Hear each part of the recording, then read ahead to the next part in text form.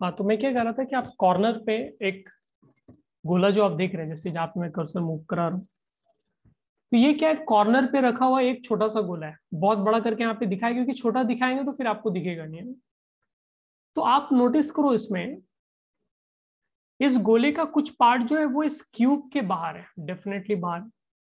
लेकिन अगर आप स्लाइस करेंगे, क्यूब जैसा शेप में आप स्लाइस करेंगे, तो राइट साइड में एक डायग्राम दिखा है, उस स्फीयर का 1/8 portion, 1/8, not half, not 1/4, 1/8 portion जो आपका क्यूब के अंदर आपको मिलेगा।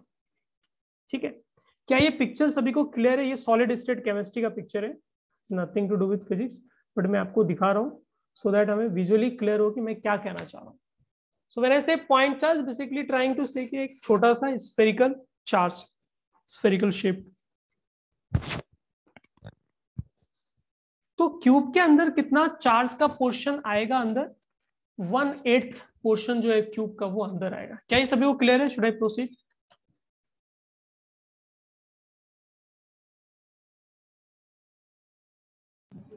Yes sir. मुझे समझ में नहीं आता है, हर नेक्स्ट मीटिंग में कुछ लोग मीटिंग से अचानक गैप कैसे हो जाते, मतलब suddenly number decreases by 2-3। Anyways, so ठीक है, ये पढ़ना में क्लियर है। Let's get back to question. हाँ, लेकिन वो तो केमिस्ट्री वालों का अप्रोच था, फिजिक्स का अप्रोच देखने के। तो ऐसे लिख सकते थे आप ऐसे लिख सकते थे कि जो क्यूब हमें दिखा है, फ्लक्स थ्रू क्यूब जो है वो वैल्यू जो हो जाएगा आपका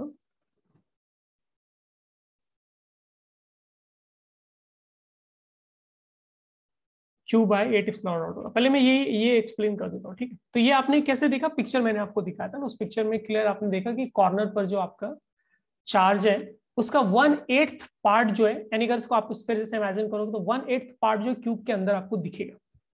सो उसका कॉन्ट्रीब्यूशन जो है चार्ज का Q/8 हो गया। तो फ्लक्स का वैल्यू क्या हो गया?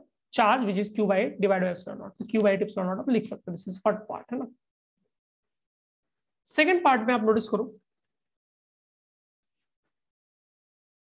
फ्लक्स थ्रू हमें फेस लिखना है, ठीक है, कि फेस के थ्रू फ्लक्स जो है वो कितना आएगा, लेकिन कौन सा फेस है ये मेंशन नहीं किया है।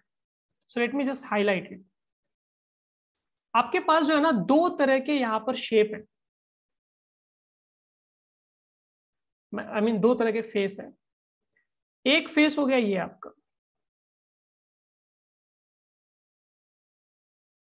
ठीक है, maybe I can write 1 2 3 4 A B C D, ठीक है। तो एक फेस हो गया आपका 1 to BC, this is B, okay. 1 to BC एक फेस वो हो गया। वो फेस ध्यान सुना क्या बोल, 1 to BC एंड 1 4 3 2, या फिर 1 2 3 4 बोल सकते हो, ठीक है। And AB 2 3। अब मैं सारे फ्लक्स, सारे फेसेस लिख रहा हूं, ध्यान से देखो। Flux through AB 2 3 will be equal to flux through, कौन सा हो गया आपका, 1 to BC, है ना, 1 to BC will be equal to flux through 1 2 3 4, ठीक है। इन चारों, इन तीनों के साथ जो फ्लक्स का वैल्यू होना चाहिए वो इक्वल आएगा। First of all let's discuss कि इक्वल क्यों आएगा। बिकॉज आप अपने रूम में इमेजिन करो, कॉर्नर से ये तीनों फेज हो ना, उस कॉर्नर में जो चार्ज के उसके साथ चिपके हुए हैं, उससे अटैच्ड है।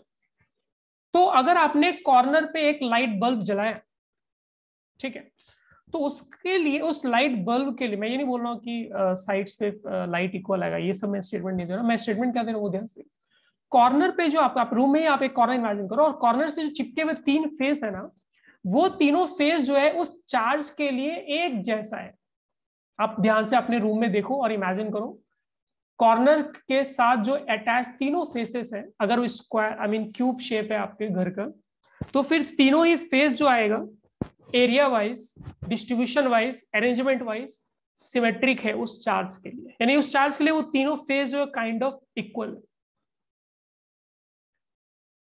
सब तरह से। तो पहला चीज तो ये आपने नोटिस किया, लेकिन एट द सेम टाइम आप नोटिस करोगे कि कॉर्नर पे जब आप चार्ज रख रहे हैं तो इलेक्ट्रिक फील्ड जो है, जैसे मान लो यहाँ पे मैं एक डिजाइन बना देता हूँ, इलेक्ट्रिक फील्ड जो इस चार्ज क्यू का, जो चार्ज क्यू का इस तरह से इलेक्ट्रिक फील्ड आएगा, है ना, इस तरह से सरफेस पे होता हुआ इलेक्ट्रिक फील्ड आएगा, इस तरह से ऊपर इलेक्ट्रिक फील्ड जाएगा, सरफेस होता हुआ इलेक्ट्रिक फील्ड जाएगा, तो ये इन तीनों को क्रॉस नहीं करेगा। कोई भी इलेक्ट्रिक फील्ड लाइन जो है इन तीनों फेस को एक्चुअली क्रॉस नहीं कर रहा है। या फिर आप ऐसे इमेजिन करो कि अगर आप कॉर्नर पे एक बल्ब जलाते हो, एकदम कॉर्नर पे, यानी लाइक आपको दीवार में थोड़ा सा छेद करके कॉर्नर के अंदर घुसना पड़ेगा, तो वहां पे आपको एक बल्ब लगाना पड़ेगा स्फेरिकल। तो ये जो तीनों फेस जो बल्ब के साथ अटैच्ड है, इन तीनों फेस पे आपको कोई लाइट नहीं मिलेगा, क्योंकि जो भी लाइट बल्ब से निकलेगा वो सरफेस के पैरेलल मूव कर रहा होगा। एंड बिकॉज पैरेलल मूव कर रहा होगा, फॉर एग्जाम्पल मैं ट्राई कर रहा हूं समझाने का, let's see if I am successful. जैसे फॉर एग्जाम्पल इस वाले फेस की अगर आप बात करोगे, ठीक है, और यहां पर आपका चार्ज कॉर्नर पे रखा है,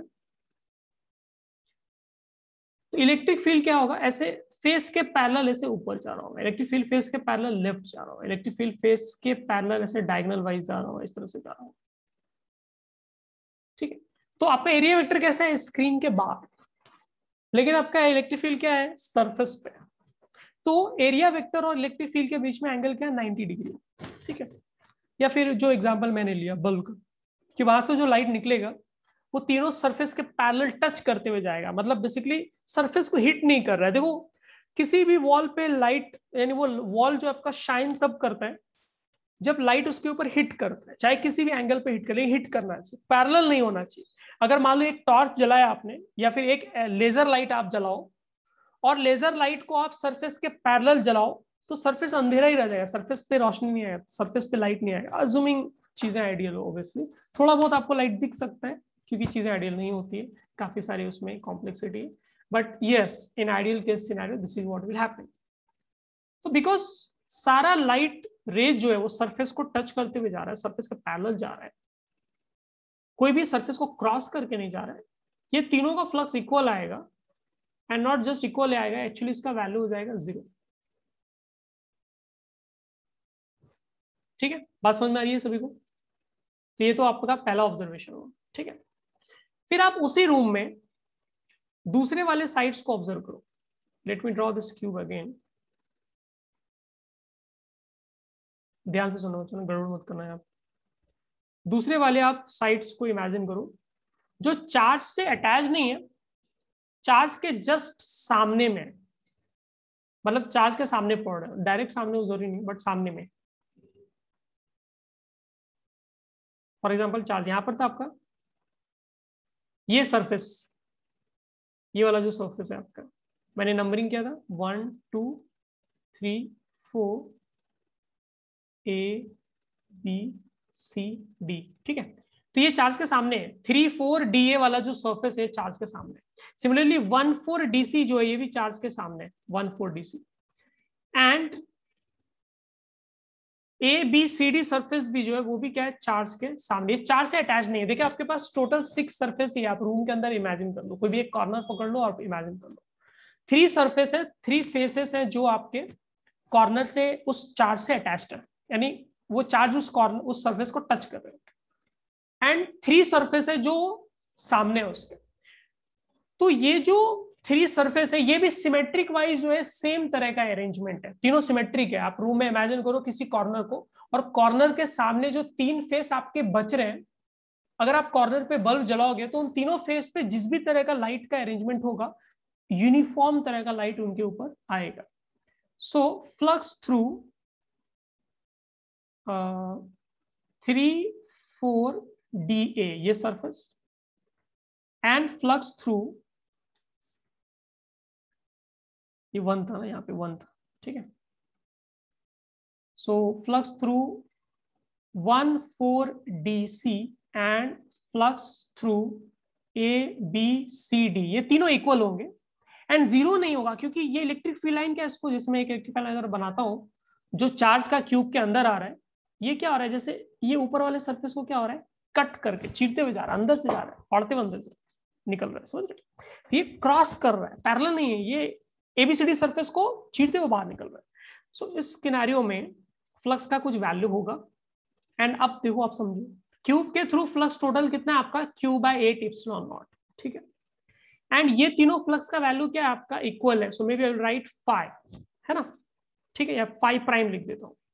तो फर्स्ट 3 सरफेस का 0 आ रहा है, दूसरा वाला जो सेकंड 3 सरफेस का ग्रुप बनाया मैंने उसका 5 प्राइम है, एंड टोटल फ्लक्स क्या है आपका, टोटल फ्लक्स आपने लिखा है Q/8 एप्सिलॉन नॉट, तो can I right it 0 + 0 + 0, first 3 surface के थ्रू जो फ्लक्स आया, जो आया, एंड रिमेनिंग 3 सरफेस के थ्रू जो फ्लक्स आएगा सबका वैल्यू इक्वल है, यहां से वैल्यू क्या होगा, Q/8 एप्सिलॉन नॉट हो गया, ठीक है। तो यहां से flux through one of these surfaces, ये वाला या फिर ये वाला फेज जो है, इनके थ्रू जो फ्लक्स आएगा that will be Q/24 epsilon not, ठीक है।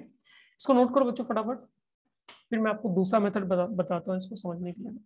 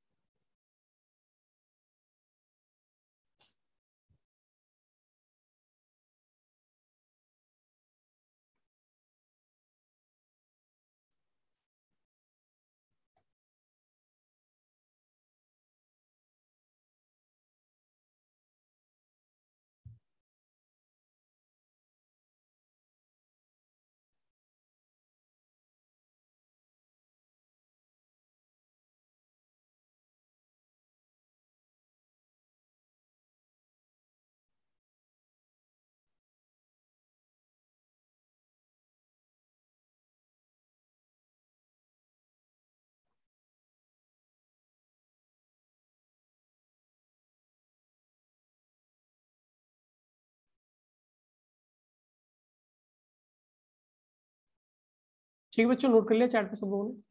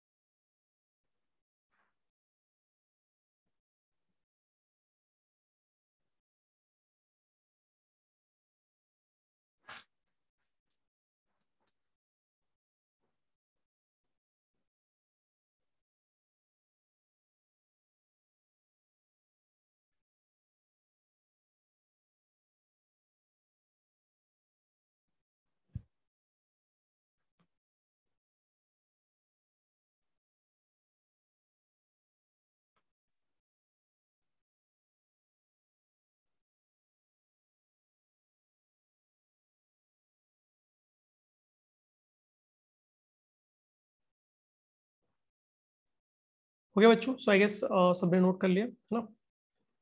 मैं इसका दूसरा मेथड बता रहा हूँ समझने का, वो देखते हैं।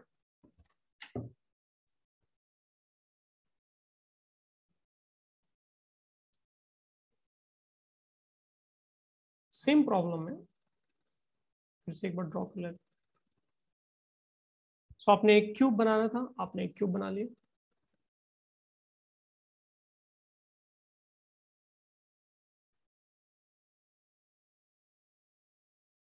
ठीक है, और आपने चार्ज, आपको चार्ज रखना था कॉर्नर पे, सो इससे मैंने एक चार्ज रख दिया, ठीक है। और ये स्फेयर जैसा है, मतलब ये कॉर्नर क्यूब के अंदर कुछ पार्ट होगा और क्यूब के बाहर कुछ पार्ट होगा। इसको काफी सिंपल तरीके से लोगों ने ऐसे सोचा कि आप क्या करो, चार्ज भी कॉर्नर पे है ना, आप इसको ऐसा सिस्टम बनाओ जिसमें ये चार्ज सेंटर पे दिखे आपको, कॉर्नर पे नहीं। तो उसके लिए हमें क्या करना पड़ेगा, सेम साइज का क्यूब जो है हमें बनाना पड़ेगा। तो एक क्यूब मैंने राइट साइड में बना दिया, ठीक है, तो उससे क्या होगा, राइट साइड का क्यूब का चार्ज का कुछ पार्ट ढक गया। फिर क्या कर रहा हूं मैं, नीचे सेम साइज का मैंने 2 क्यूब बना दिया, ठीक है, तो इससे क्या हो गया, हमारा चार्ज का जो फ्रंट पार्ट है, यानी बेसिकली जो हमारे सामने जो हमें दिख रहा है पार्ट चार्ज का, वो तो कंप्लीट ढक गया, कंप्लीट छिप गया अंदर। एंड सिमिलरली ये 4 क्यूब का यूनिट अगर आप पीछे बनाओगे, पीछे भी अगर आपने 4 क्यूब बनाया इस तरह से, तो फिर चार्ज क्या हो जाएगा, कंप्लीटली जो नया क्यूब बना है, जिसका साइड लेंथ जैसे पहले ए था, तो अभी साइड लेंथ क्या इसका डबल है, तो हमारे पास एक न्यू क्यूब है जो पुराने छोटे छोटे 8 क्यूब से कंबाइन करके बनाया है ना। एंड उसका जो अभी जो चार्ज कॉर्नर पे दिख रहा था, वो चार्ज आपको कहां मिलेगा, आप सेंटर पे मिलेगा, ठीक है। एंड इस केस के लिए क्या फ्लक्स तो हमें पता है पहले से, we know already how to deal with this thing, right. कैसे लिखोगे आप, तो उस क्यूब सेंटर पे जो चार्ज है, उस चार्ज के लिए ऑल 8 क्यूब्स, 8 क्यूब्स यहाँ पे छोटे वाले, ऑल 8 क्यूब्स क्या है, सिमेट्रिक है, सब एक जैसे उस, क्योंकि वो तो सेंटर पे चार्ज है, सेंटर पे चार्ज के लिए सारे के सारे 8 क्यूब्स क्या है, सिमेट्रिक है, सब एक जैसे हैं। If that is the case then flux through, ध्यान से सुनो, जो flux through cube, I mean small one, can be written as charge divide by epsilon nought, यानी ये टोटल फ्लक्स जो मिलता हमें कब मिलेगा, जब आप 8 क्यूब्स चारों तरफ से ढकोगे उसको, 8 क्यूब्स रहेंगे, तब ये टोटल फ्लक्स आपको मिलेगा। लेकिन आपको एक क्यूब से निकालना है, तो एक हर एक 8 क्यूब के लिए क्या है, डिजाइन सेम है, तो एक क्यूब के थ्रू फ्लक्स जो आएगा वो क्या हो जाएगा, टोटल फ्लक्स डिवाइडेड बाय 8। क्या ये फंडा क्लियर है सभी को? आई होप ये चमक रहा है कि मैं क्या कहना चाह रहा हूँ, ठीक है।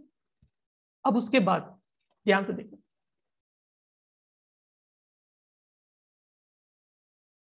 सबसे राइट साइड में जो क्यूब के सरफेस आपको दिख रहे हैं, आप उनको हाईलाइट कर दो। ये फेस की मैं बात कर रहा हूं, उस फेस में एक्चुअली कितने फेस हैं, छोटे छोटे क्यूब वाले के 4 फेस है, बट फिलहाल बड़े वाले क्यूब के लिए तो ये सिंगल फेस हो गया। बड़े वाले क्यूब में हमारे पास कितने फेस हैं, 6, किसी भी क्यूब में 6 फेस होता है। तो जो हमारा बड़ा क्यूब है, उसके थ्रू जो फेस से फ्लक्स आएगा, कौन सा क्यूब, बिग क्यूब, बड़ा वाला क्यूब, वो कितना होगा, तो हम लोग पहले भी देख चुके हैं, क्यूब के सेंटर पे जब चार्ज होता है तो फेस के थ्रू कितना आता है, 6 से डिवाइड करना पड़ता है, तो टोटल फ्लक्स कितना है, क्यूब एप्सिलॉन नॉट। और अगर हमें फेस, एक फेस के थ्रू जो फ्लक्स निकालना है, if you want to calculate that, you need to divide it by 6। तो ये क्या मिला हमें, क्यूब बाय 6 एप्सिलॉन नॉट। ये वैल्यू क्या मिल रहा है हमें, राइट साइड में जो फ्लक्स मैंने हाईलाइट किया है, उस फ्लक्स के थ्रू, सॉरी मैंने जो राइट साइड में फेस हाईलाइट किया, उस फेस के थ्रू कितना फ्लक्स पास हो रहा है। बट ये नहीं चाहिए था हमें, हमें तो ये चाहिए था कि छोटे से एक पोर्शन, मतलब छोटे क्यूब के एक फेस से कितना पास हो रहा है। So let me highlight that face. हमें मान लो सिर्फ इतना सा चाहिए, बार बार रेड कर रहा हूँ, ये ब्लू क्यों, green,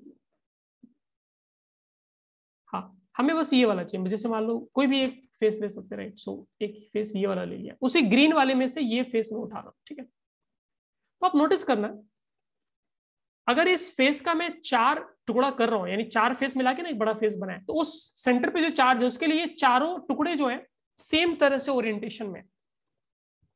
if that is the case then flux through the face जो मैंने हाईलाइट किया, वो वाला रैंडम फेस में, कौन सा, स्मॉल क्यूब का फेस जो मैंने हाईलाइट किया, वो वाला विल बी इक्वल टू जो भी फ्लक्स है आपके पास पहले से, which is q by 6 epsilon nought. All green वाला जो पूरा राइट साइड है, उससे जो फ्लक्स आ रहा है क्यू बाय 6 एप्सिलॉन नॉट आ रहा है, और उसको मैंने 4 इक्वल टुकड़े में बांटा, और चारों टुकड़े जो है सेंटर के अबाउट सेम तरह से दिख रहे हैं। तो आपको क्या करना पड़ेगा, 4 से डिवाइड करना पड़ेगा, तो ये कितना हो गया, क्यू बाय 24 एप्सिलॉन नॉट। तो ये आंसर वही है जो पहले हम लोगों ने निकाला, ठीक है। हमारे पास पहले भी क्या आंसर आया था, क्यू बाय 24 एप्सिलॉन नॉट। लेकिन ऐसा डिजाइन बनाने के बाद क्या, फिर आपको ये नहीं पता चल रहा है यहाँ पर कि जो फेस अंदर है उसके थ्रू फ्लक्स क्या होगा, ये वाला नहीं पता चला आपको। कौन सा नहीं पता चला, ये वाला नहीं पता चला। जैसे ये फेस अगर मैं लेता हूं, तो ये फेस क्या है आपका, चार्ज से अटैच्ड है, लेकिन हमको इसका कोई आइडिया नहीं लगा, ठीक है। बट ठीक है, हमें पता है इस फेस के थ्रू फ्लक्स क्या आएगा, 0 आएगा। जो भी फेस चार्ज से जुड़ा हुआ है उसमें 0 आएगा।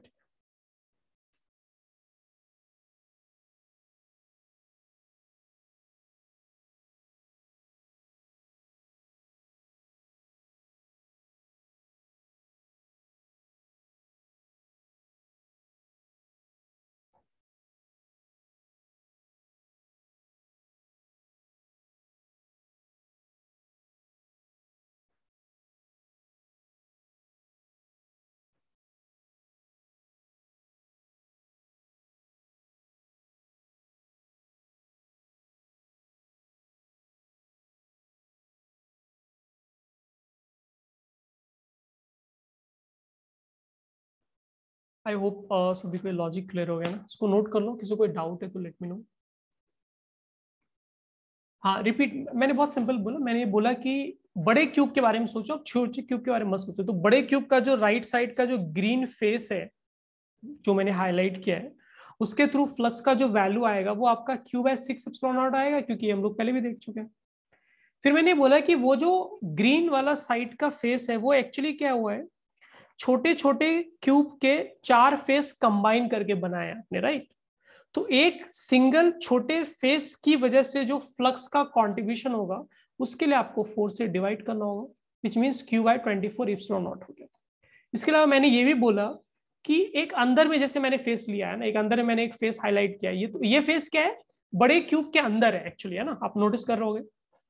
तो उसके थ्रू फ्लक्स क्या होगा ये हमें आइडिया नहीं लगा, बट ठीक है, वो हम लोगों ने प्रीवियस केस में स्मॉल क्यूब के हर तरह के फेस के साथ ऑब्जर्वेशन हम लोगों ने प्रीवियस केस में कर लिया, ठीक है। सो आई होप ये क्लियर है सभी को, आराम से नोट कर लो। That's it for today.